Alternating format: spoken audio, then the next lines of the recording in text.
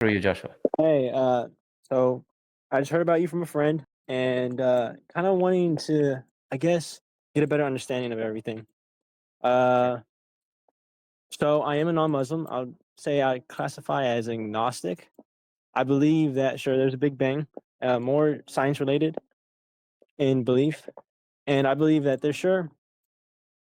How can everything come to be in terms of, I guess, religion or not religion, but in terms of everything around us? If there wasn't a force, but I don't believe that it was just something that we understand. I guess, am I making any sense? Well, kind of. Okay. Uh, so you're saying you believe in a higher power, I but we believe in a cannot higher understand. power. Yeah, I believe humans don't have necessarily the capability or the threshold needed to understand everything. And how did you come to that conclusion? No. We both agree that humans do Mhm. not have the capacity to understand everything. Nobody Yes, says that they can. But to understand what or who that God is to an enough sufficient extent, are they able to do that or not? what do you mean? Explain. Meaning, can the human being understand that there is a creator that created them, that is all powerful, that is all knowing, that is not doesn't resemble his creation, that is above everything and is not restricted the way we are, and that knows everything, knows the past, present, and future? Can human beings understand this concept? And that he created the universe and he's put us here Possibly. for a reason. The thing Sorry? with I would refute would be that it may not be that straight and narrow. Maybe he doesn't know everything. Maybe there was a moment in time where everything was created, now he's absent. So whereas there's this idea where No, that I that believe wasn't my is question. Sorry. It's not like what you think, like subjectively. I'm not asking about that. I'm asking you're about, saying because what most you people said believe. no, not what most people believe. Is what they're able to comprehend. Because this was the argument you're making. We're not able to comprehend. So I'm telling you the things that I told you. Are humans Mhm. able to fully comprehend and understand these concepts that I mentioned? So you're asking me a question? Yes, I'm not asking if they're I true or not, but I'm I asking don't if people are able to understand them. I don't believe no necessarily, no. People cannot understand what I said. So can you explain to me why you think people cannot understand that God is all powerful, all knowing, and they created the universe? And which part of that the people can Well, understand? there's no evidence of it. Like, how do we know he's all knowing? How do we know he's all powerful Joshua, when so many like Joshua. I mean, there's an earthquake. Well, there's an earthquake that just happened in Taiwan where No, innocent people Joshua, wait died. 1 second, please, Joshua. Okay. You're not understanding me because I asked you. I'll repeat the question again. I said I'm not asking if it's true or false. Now you're telling me you don't believe Well, it's no, true because you don't have you're evidence. asking me the question whether or not I believe, do people have the ability to understand whether or not God is all Yes. powerful, God is all So knowing? exactly. So did they have enough rationality to do that? And that is not a point. That is not a question of evidence. You can understand something that there's no evidence for. So to say, oh, there is no evidence, does not is irrelevant because it's not related to the question. Whether there is evidence or there is no evidence, that doesn't change the fact that are human beings rationally able to absorb and understand the concepts that I made? Of course they are. Of course they are. Okay. So it's not a question of understanding. Now, is these concepts true or false? That's something we can discuss. It's a different story. Okay. Do you agree with that? I'm still kind of a bit I'm still a bit on the edge of understanding what you mean. So explain further on kind of your breakdown of the question. Question is very simple. Human beings have a mind and intellect and rationality. Is that mind and Mhm. intellect and rationality able to understand that there is a creator? Creator created the universe. Creator has the attributes that I mentioned. Or is that beyond the human understanding? Sure. That we cannot fathom that or understand it. It's something so complex that we can never. Is that the Sure. case, or is it? Let's go Or ahead and are they agree. able to Sure. understand? Okay, so they're able to understand. So now, when it comes to God, it's no longer a question of understanding, because many atheists come and say, and they use that as an argument and say, oh, Mhm. we cannot comprehend God, we can never understand. Nobody is telling you to fully comprehend or understand God. So you're Mhm. not bringing a point against God in that sense. God's only sent us certain information about Him that are in our capacity and ability to understand. Now, you mentioned certain things. I think God might be this. I think God might be that. And you said there is no evidence. That's not true. There is multiple. There is the clearest evidence that any human being can see, which is the Okay. universe itself. the universe displays, because it's created and made, then it displays the attributes of what created it and made it.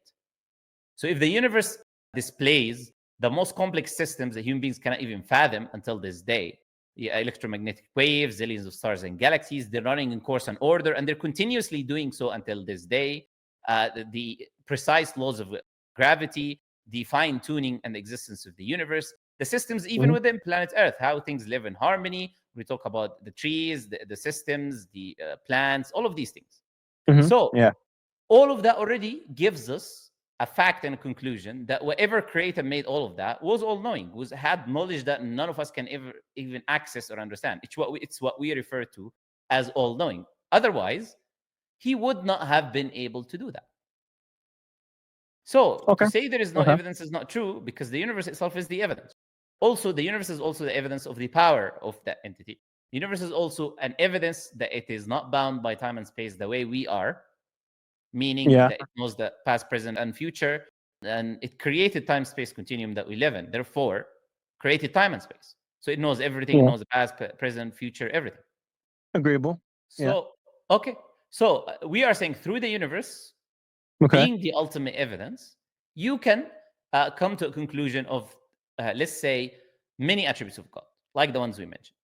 Now, on top of that, since now we established that there is a creator and the creator has these attributes, the ones that are displayed by the universe, now there are people who are sent.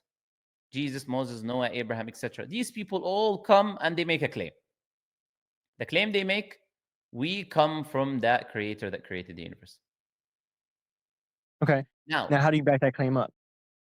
Sure. Yes, that's what I'm coming to. So if we agree that there is a creator, then that claim can be true or can be false. Now we look at what that person has to offer. Now, whatever that prophet and messenger is, we ask him, what is your proof and evidence that you are from God? Anyone can come and say, I'm from God. Yeah. Then that prophet and messenger comes with proof and evidences. Now, it depends on the prophet. It depends on the time. These different prophets had different evidences. For example, all the prophets in the past, we believe, with the exception of Prophet Muhammad, were sent only to their nation. So they were only sent to a specific nation or locality. Therefore, they presented and provided evidences, many of which are empirical, meaning that empirical is the five senses, meaning that they can observe and see. So you have, like, obviously you heard about Moses splitting the sea, you heard about Jesus healing the sick and the blind, being born of a virgin, Abraham being thrown into the fire and not burning, stuff like this, in which human beings cannot do, which this therefore is a demonstration that they're coming from God, because this is something that humans cannot do. It's only the creator that is able to do these effects. Now, with Prophet Muhammad والسلام, he didn't only do these empirical miracles or evidences, he's done them to his people. So this is signs for his people to watch and see and know that he is from God. But on top of that, also, he brought evidences that can remain, can be observed and investigated until this day, because he's the last and final messenger. So it's a necessity that he comes with things that other people can observe today as well. Now, for instance, what are these things? For instance, we know that humans do not know the future. And we were just establishing that God knows the future because he created the universe. So by definition, he knows past, present, and future. He knows everything because everything has happened for God in a way. It's not like us. We are living in the present and moving on to the future. So God can tell that prophet and messenger of what is going to come. Okay. So in Islam, we believe, not only in Islam, but all the prophets of God, they receive information about the future, which is called prophecies. So they prophesize about the future. And now they say that this is not from us, this is from God. God is the one who revealed to us that these things will happen. And we use these things, the way the prophets describe them happening, we use it as evidence that these prophets are messengers of God. For instance, Prophet Muhammad ﷺ made a multitude of different prophecies, many prophecies. Some of these prophecies were specific to people, like one of the people who was a bounty hunter coming to kill him, and the prophet made a prophecy about him that he will hold the bracelets of the Persian king, the most powerful man on earth. And that man lived after the Prophet Muhammad, lived after the first caliphate, lived till the second caliphate, when Muslims defeated and overcome the Persian Empire, and he held the bracelets of the most powerful man on earth at the time. Many prophecies the Prophet ﷺ made about today, for example, how the barefoot Bedouin Arabs will be competing in building the tallest buildings. We look today and we see the tallest building in the world today, literally, is Burj Khalifa. And the Prophet said that the earth will puke its treasures and that money will become abundant within the Arabs. The Prophet made a prophecy about the deserts of Arabia becoming meadows and rivers again, becoming green Okay. meadows and rivers. And today we see that with our own eyes. You go to NASA and there's an article about the greening of Saudi Arabia, and they show you from, let's say, 30 years ago until today, how completely it's turning from yellow to green. Yeah. So, and the Prophet said it used to be. So it's come back again. It will come back again, which means it used to be in the past. We have an article from Nature which shows us that there is fossils of animals that only live in water, like, you know, elephants and whales, etc., can only live in an abundance of water. And these fossils trace back, let's say, 5,000 years before the Prophet. So how would he know? He doesn't have satellites, so he can see traces of 10,000 Asian lakes, like the article shows. Or he Okay. cannot bring the fossils and, you know, study them and realize, oh, this was all meadows and rivers. So Sure. there are a multitude of different prophecies like this. I'm talking about tens and tens and tens, and I don't want to take too much of the time. But this is the point. No, you're good. There are many, yeah. So this is one example of the evidences that Prophet Muhammad ﷺ bring. But there's other types of evidences, like the Quran itself, for example, talking about the world that we live in. So if God Okay. created the universe, then God knows about the universe more than we would ever know. So the Quran So gives a descriptions. question for you, just not to Sure. cut you off. I want to be respectful of your time as well. Sure. But so then what is your perspective on, I guess, the creation of the universe? How was it created? How was it molded to what it is now?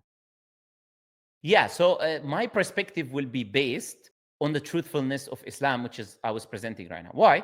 Because if Islam is true, then the narrative given by God, because this is literally now God telling us, God tells us, I created the universe in this way. The Quran mentions 6 days, which can also refer to 6 periods of time. So Allah is talking about creating the universe, can be 6 days and it can be 6 periods of time. He's telling us that he created the universe in that period of time. And then Allah also gives descriptions. Oh, for example, how the heaven was Just one and Allah separated it into 7. to Things reframe on what you created said, the what do earth. you mean by 6 periods of time? So not just 6 days, what it means like in writing, like 24 hours, but 6 periods of time could be mean like Any millennials, period. or is that what you're Yeah, any it period? can mean that, yes. So the word Okay. day in the Arabic language, basically, yawm, the word yawm in the Arabic language, can refer to a period of time. Not Okay. only the 24 hours day that we use, but a period of time. For example, Allah in the Quran, He mentions a day that is 1,000 years. Allah mentions in the Quran the day of judgment, which is 50,000 years. Okay. Also, there's narrations of the Prophet ﷺ. This is basically where he says a day like a year, a day like a month, etc. So the word day can also refer to a period of time, but either or, it doesn't really matter. It could be 20. We could look at it whichever different way. Yeah. It doesn't contradict the text, basically. Now, so specific also things like mountains, rivers, and stuff like that. And Allah has some descriptions where He mentions, for example, in Surah Fussilat in the Quran, the first few verses in the first page, He mentions like placing the mountains, the rivers, stuff like this. So there is descriptions in the Quran. So through reading the Quran, I know that God is telling me how He created the universe, essentially. Okay. So my perspective on that is the perspective that Allah tells me about it, basically.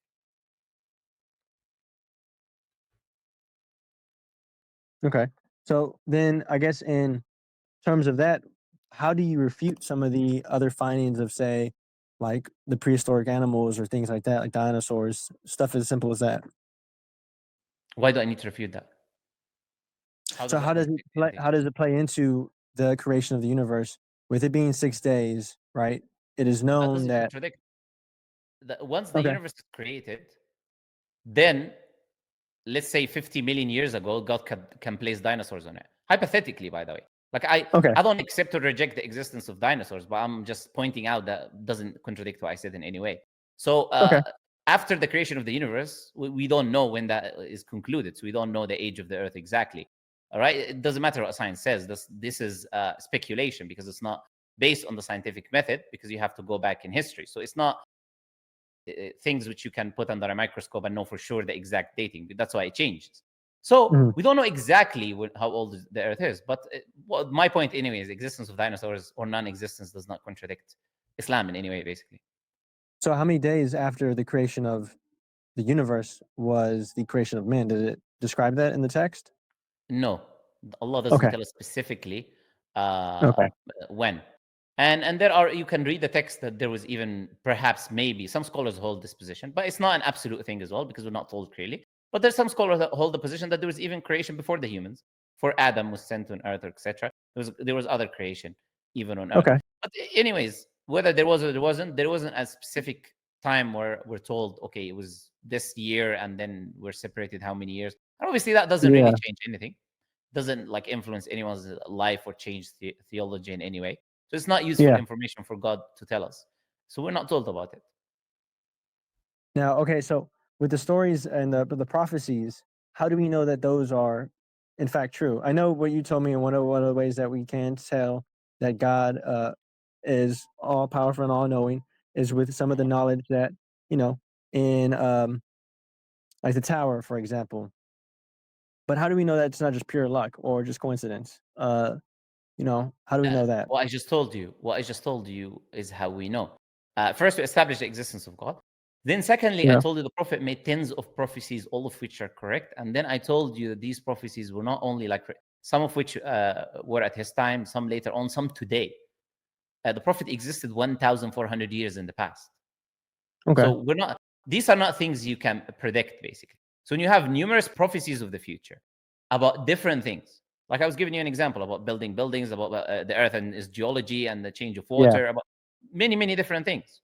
So the Prophet made these tens of these prophecies, some about human beings. And remember, each claim the Prophet makes is a refutation of the religion. So if he's making a guess, he's not going to make prophecies about specific individuals. He's not going to make specific prophecies about people. He's not going to make specific prophecies time-bound.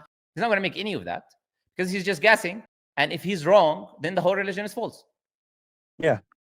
Okay. So when the Prophet makes tens of prophecies, clear, specific, and numerous, and the time is like 1,400 years after, 1,000 years after, 800 years after, in his time, 200 years later, it is impossible for him to do that without it being revealed from God. And most importantly, he didn't say, I like came up with these things. He said the creator that created the universe is the one who informed me with this information.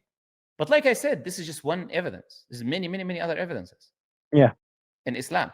So we don't only rely on that. I'm saying that is more than sufficient, anyways, for anyone who is sincere and with rational sense, etc. It's more than enough. But there's many evidences for Islam. On top of that, that gives us absolute 1,000,000% certainty that the Prophet had to be a messenger from God. Okay. Understandable.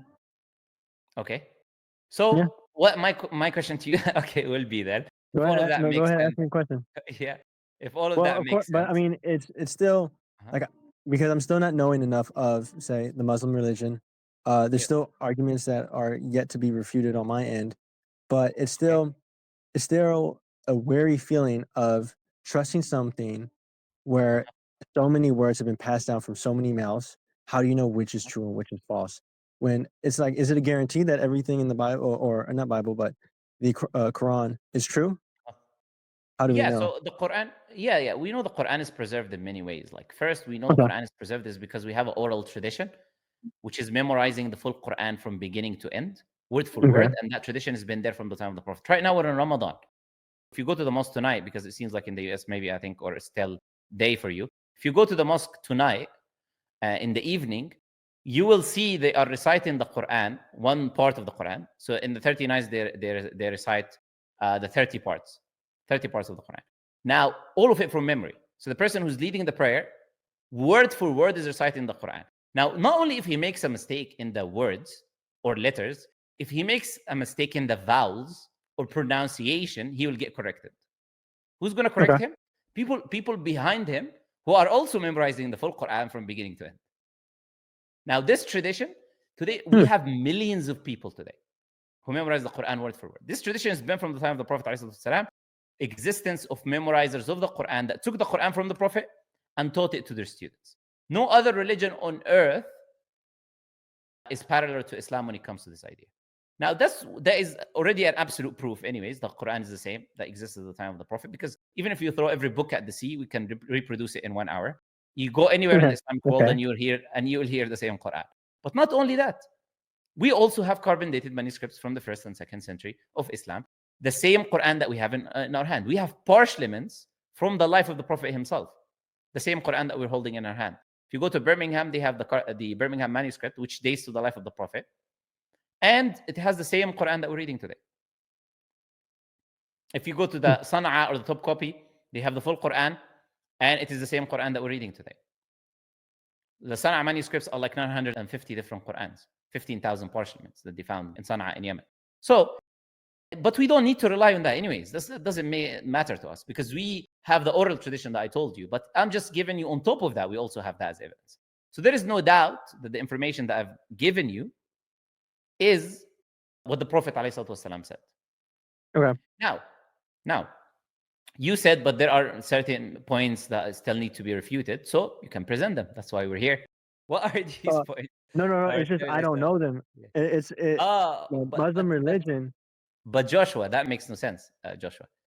No, it's only why from my does that perspective. make- Because no, I'm trying. I'm not. trying to. Well, the reason why is because I never came online. I've never even I wanted to refute my idea. More so, I'm gaining insight on the Muslim religion. I'm wanting to learn. It's not necessary that I'm coming on here to argue. I've never practiced or anything. It's not like something I just a spur of the moment kind of coming on here. I was actually referred from a Muslim friend who's wanting me to look at things from a different perspective. So all respect to him. But it's just something that I thought of doing, giving it a shot, seeing what I can learn. Sure.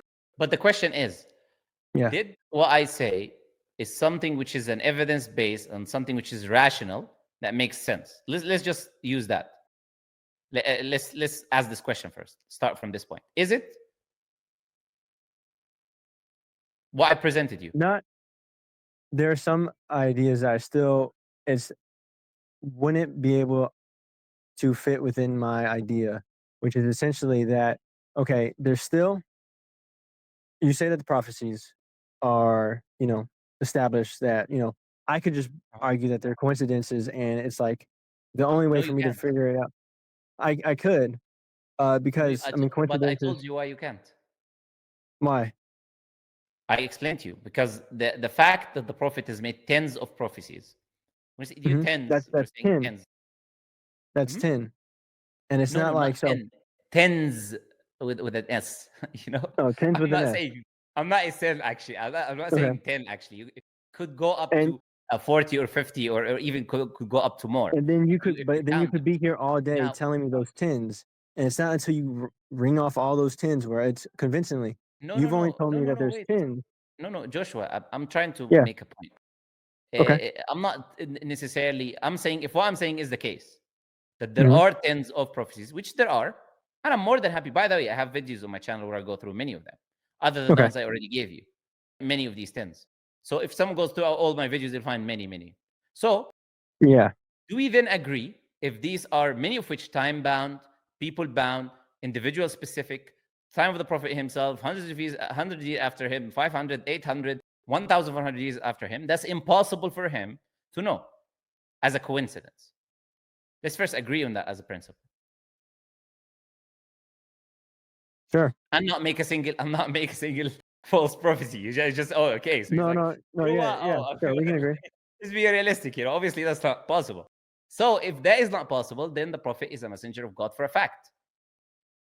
Do we agree on this principle? I'm not telling you Wait, to what accept it. was that? Wait, no, what was that again? I'm telling you, if this is the case, then the Prophet must be a prophet of God for a fact. You sure? Okay, so that's all I'm saying. Now you're welcome to go if you would like and look at the prophecies. I'm even more than happy to give you resources. I'll give you an article, I'll give you a video, I'll give you everything you want, which will give you the prophecies, not only that I mentioned, but more prophecies, in which you can listen to one by one and then see for yourself as a fact, like I told you, that these things happen the way the Prophet said. Now then, it will come to you being sincere and honest with yourself, because even if you came here by what you think is a coincidence, remember the word coincidence. The Creator has told us there is no coincidences. Everything happens for a reason. There's a concept of qadar, destiny. You're here today for a reason. Even if it was a coincidence, which is not the case, if you by coincidence came across the truth, you'd have no other option except to adopt it, no matter how you came across it, because that doesn't change the fact that it is the truth.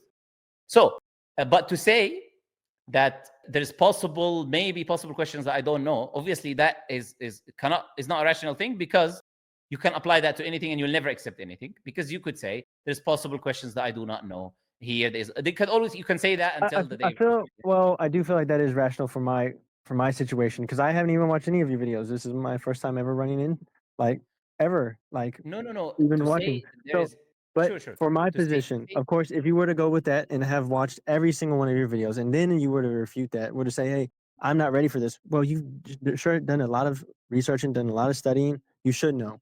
I'm telling you that I literally have not.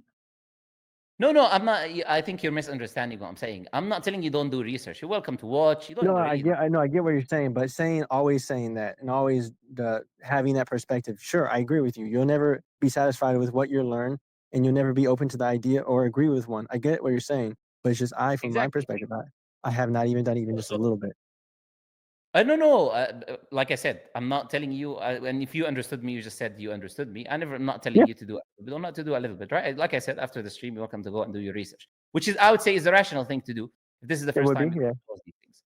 But my point is about to say that there is possible questions I don't even know. That's why I'm not a Muslim, for example. And keep saying that, like, I'm not saying today, right now, before doing any research. I'm saying to keep with this idea, then this is just, yeah. you would agree with me that this is just an excuse not to accept anything, because you can apply that to any ideology or anything and not accept anything ever, because you could say, oh, there must be something I don't know out there, so I cannot accept anything. So, all right, Joshua, unless there's any other questions that you have for me, I I think think not. I made my case, about God and Yep, about Islam, and you you're did a hell of welcome. a good job. Yeah, I appreciate that. Thank you. You're welcome to email me. Please do. I have an email Okay. called muslimlantern@gmail.com, and I would just send you some resources, like I told you, some prophecies of the future, a video that I made about evidences for Islam, and things like that. And you're welcome to watch and do your own investigation after. And I guarantee you, you will just see exactly what I said in front of you. By the way, here is the email if you want to take a I screenshot. see it right here. After. Yes. All right. Thank you. All right, Joshua. Pleasure talking to you. All right. Bye bye. See So you now. talking to you. Bye bye.